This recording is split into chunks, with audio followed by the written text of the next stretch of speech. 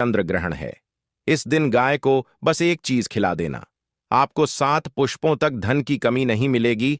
आने वाली 7 पीढ़ियां घर बैठे बैठे खाएंगे। गौ माता के आशीर्वाद से, माता लक्ष्मी के आशीर्वाद से इतनी धन दौलत आएगी कि संभावना मुश्किल हो जाएगा।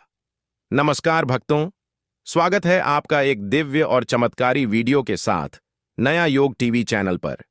भक्तों, आज हम आपको एक ऐसी दुर्लभ और चमत्कारी चीज के बारे में बताने जा रहे हैं जिसे गौ माता को खिलाने मात्र से आपकी गरीबी समाप्त हो जाएगी।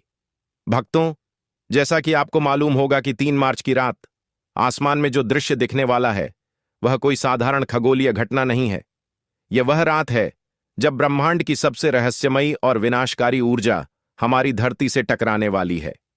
ज्योतिष और तंत्र शास्त्र में चंद्र ग्रहण को एक ऐसा समय माना जाता है जब ब्रह्मांड के सारे अदृश्य द्वार खुल जाते हैं। इस दिन किया गया एक छोटा सा उपाय भी 1000 गुना ज्यादा फल देता है और अनजाने में की गई एक छोटी सी गलती आपकी आने वाली पीढ़ियों तक का विनाश कर सकती है। इसलिए आज की इस वीडियो को पूरा देख लेना, अन्यथा तो आपसे इतनी ज्ञानवर्धक जानकारी छूट जाएगी। क्या आपने कभी सोचा है कि क्यों कुछ घर हमेशा धन से भरे रहते हैं और कुछ घरों में कितनी भी मेहनत कर लो पैसा टिकता ही नहीं? इसका सीधा संबंध हमारे कर्मों और ब्रह्मांड की इस रहस्यमयी चाल से जुड़ा है। लेकिन इन सब के बीच हमारे प्राचीन ग्रंथों में एक ऐसी गुप्त चीज का वर्णन है जो अगर आपने इस 3 मार्च के चंद्र ग्रहण के दौरान चुपचाप एक गाय को खिला दी तो आपकी आने वाली 7 पीढ़ियां भी गरीबी क्या होती है ये पूरी तरह से भूल जाएंगी।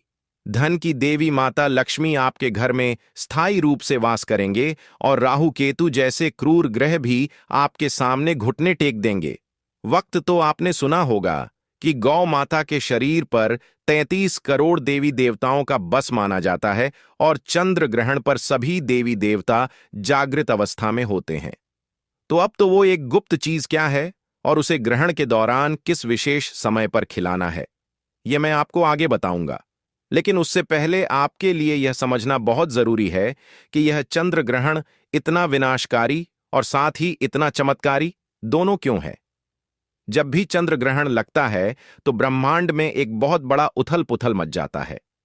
विज्ञान इसे केवल सूर्य, पृथ्वी और चंद्रमा की एक सीध में आने की घटना मानता है, लेकिन हमारे जी मुनियों ने हजारों साल पहले ही यह देख लिया था कि जब राहु अपनी काली छाया से चंद्रमा को ग्रसता है तो धरती पर मौजूद हर जीवित प्राणी की मानसिक और आर्थिक स्थिति पर बहुत गहरा असर पड़ता है।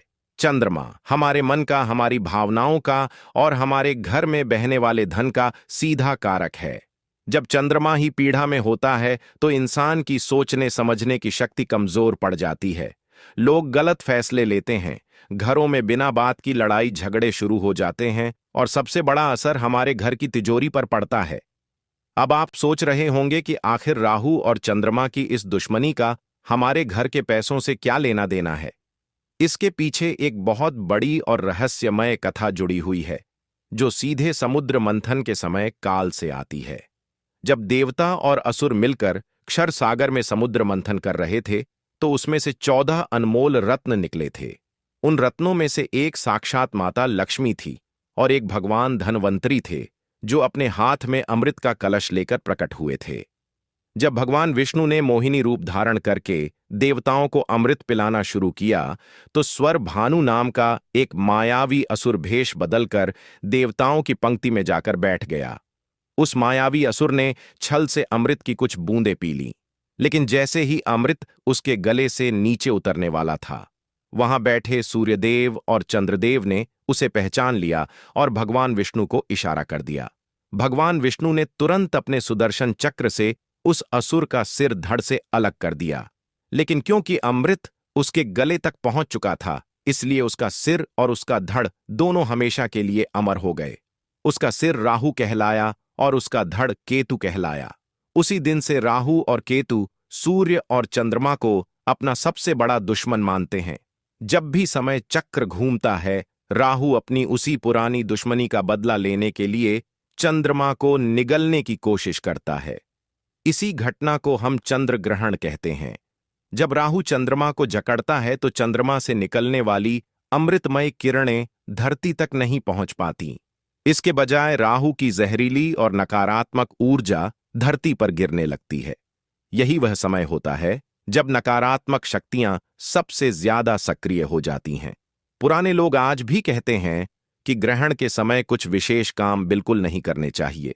जो लोग इस समय बिना वजह बाहर घूमते हैं या भोजन करते हैं, उनके शरीर में अलक्ष्मी यानी दरिद्रता का प्रवेश बहुत आसानी से हो जाता है। दरिद्रता कोई बीमारी नहीं है, बल्कि यह एक नकारात्मक ऊर्जा है जो आपके घर के वातावरण को पूरी तरह से दूषित कर देती है। जब यह ऊर्जा घर में प्रवेश करती है तो सबसे पहले आपके घर का कोई ना कोई इलेक्ट्रॉनिक सामान खराब होने लगता है। घर की दीवारों में सीलन आने लगती है। परिवार के सदस्यों में बिना बात की कड़वाहट बढ़ने लगती है और पैसा पानी की तरह बीमारियों और व्यर्थ के कामों में बहने लगता है। कई लोग अपनी पूरी जिंदगी यह समझ ही नहीं पाते कि आखिर उनके साथ यह सब क्यों हो रहा है। वे मेहनत करते हैं, रात दिन एक करते हैं, लेकिन फिर भी उनके सिर से कर्ज का बोझ कम होने का नाम ही नहीं लेता।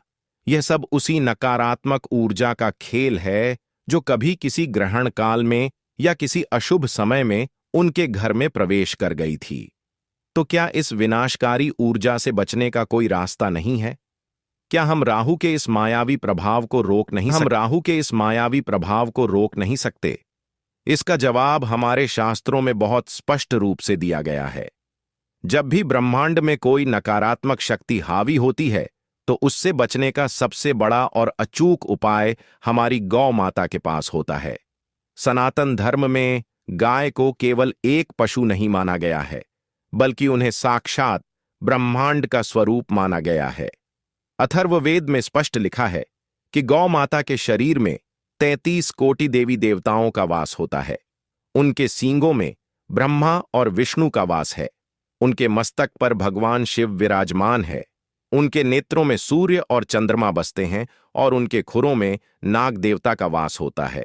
गौ माता की पीठ में साक्षात परब्रह्म का वास होता है और उनके गोबर में माता लक्ष्मी निवास करती हैं। जब आप गौ माता के दर्शन करते हैं तो आपको एक साथ पूरे ब्रह्मांड के दर्शन हो जाते हैं। अब जरा ध्यान से सोचिए, जब राहु चंद्रमा को निगल रहा होता है और चंद्रमा पीड़ा में होता है, उस समय चंद्रमा की ऊर्जा बहुत क्षीण हो जाती है। लेकिन गौ माता के नेत्रों में साक्षात चंद्रमा का वास है, जो कभी भी राहु के प्रभाव में नहीं आ सकता।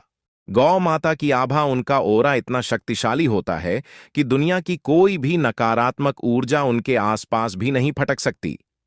यही कारण है कि प्राचीन काल में जब भी ग्रहण लगता था तो श्री मुनि और राजा महाराजा सबसे पहले गौशाला की तरफ दौड़ पड़ते थे। वे गौ माता की सेवा करते थे क्योंकि वे जानते थे कि यही वह एकमात्र सुरक्षा कवच है जो उन्हें हर प्रकार की विपत्ति से बचा सकता है। ग्रहण के समय जब राहु का प्रभाव चरम पर होता है, उस समय यदि गौ माता को एक विशेष चीज खिला दी जाए तो ब्रह्मांड की सारी सकारात्मक ऊर्जा आपके पक्ष में काम करने लगती है। गौ माता के भीतर मौजूद 33 कोटि देवता तृप्त हो जाते हैं और आपके ऊपर से हर प्रकार का ग्रह दोष, चाहे वह 7.5 हो, ढैया हो या राहु केतु की महादशा हो, सब कुछ शांत हो जाता है। अब आप जरूर सोच रहे होंगे कि आखिर वह कौन सी गुप्त चीज है जिसे इस 3 मार्च के चंद्र ग्रहण के दिन खिलाना है। यह कोई बहुत महंगी या बाजार से मिलने वाली दुर्लभ जड़ी बूटी नहीं है। यह आपके घर की रसोई में मौजूद कुछ बेहद साधारण लेकिन चमत्कारी चीजों का एक विशेष मिश्रण है, जिसे खास विधि से तैयार करना होता है। लेकिन इस उपाय को करने से पहले एक बहुत बड़ी और कड़ी शर्त है, जिसका पालन करना सबसे ज्यादा जरूरी है। अगर आपने इस शर्त को तोड़ दिया तो यह उपाय बिल्कुल भी काम नहीं करेगा। बस शर्त यह है कि आपको यह उपाय बिल्कुल चुपचाप करना है। चुपचाप का अर्थ है कि जब आप इस विशेष चीज को बना रहे हो और जब आप इसे गौ माता को खिलाने जा रहे हो, तब आपको किसी से भी एक शब्द नहीं बोलना है। कोई आपको पीछे से आवाज न लगाए। कोई आपसे यह न पूछे कि आप क्या कर रहे हैं या आप कहां जा रहे हैं। आपको अपने घर वालों को पहले ही बता देना है कि इस विशिष्ट समय पर वे आपको बिल्कुल भी ना टोके। तंत्र शास्त्र में मौन का बहुत बड़ा महत्व है। जब हम मौन होते हैं तो हमारी पूरी ऊर्जा हमारे इरादे और हमारे संकल्प में समा जाती है। यदि हम बोलते हैं तो हमारी ऊर्जा शब्दों के माध्यम से बाहर बिखर जाती है और उपाय का प्रभाव बहुत कम हो जाता है। इसलिए जब आप इस उपाय को करें तो आपका मौन रहना सबसे बड़ी कुंजी है।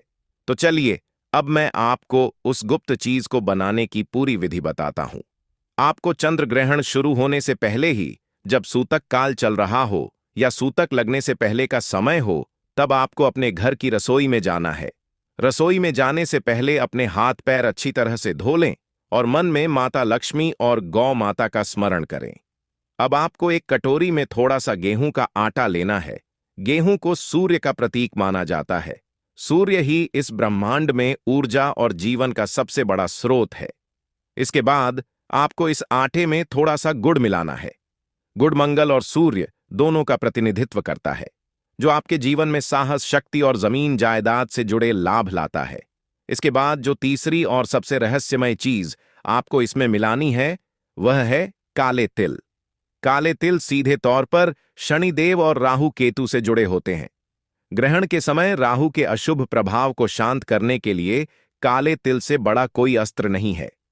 काले तिल आपके पिछले जन्मों के उन सभी बुरे कर्मों को सोख लेते हैं जिनकी वजह से आपके जीवन में आज दरिद्रता और परेशानियां आ रही हैं। आपको उस आटे और गुड़ के मिश्रण में एक मुट्ठी काले तिल डालने हैं। अब इसमें आपको शुद्ध देसी घी मिलाना है।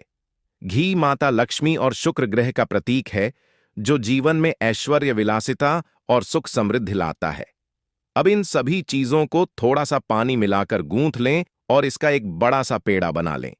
यह पेड़ा कोई साधारण पेड़ा नहीं है। यह आपके जीवन की सभी समस्याओं, आपके सारे कर्जों और आपकी सारी दरिद्रता का एक प्रतीक बन चुका है। अब आती है सबसे महत्वपूर्ण बात। इस पेड्डे के ठीक बीच में आपको एक साबुत लौंग छुपानी है। लौंग का फूल पूरा होना चाहिए, कहीं से भी टूटा हुआ नहीं होना चाहिए। तंत्र शास्त्र में लौंग को किसी भी ऊर्जा को बांधने या लॉक करने के लिए इस्तेमाल किया जाता है। जब आप इस पेड़े के अंदर लौंग को दबाते हैं तो आप असल में अपने घर की सारी नकारात्मक ऊर्जा, सारे कष्टों और राहु की सारी बुरी नजर को उस पेड़े के अंदर कैद कर रहे होते हैं। अब आपका यह चमत्कारी पेड़ा पूरी तरह से तैयार है।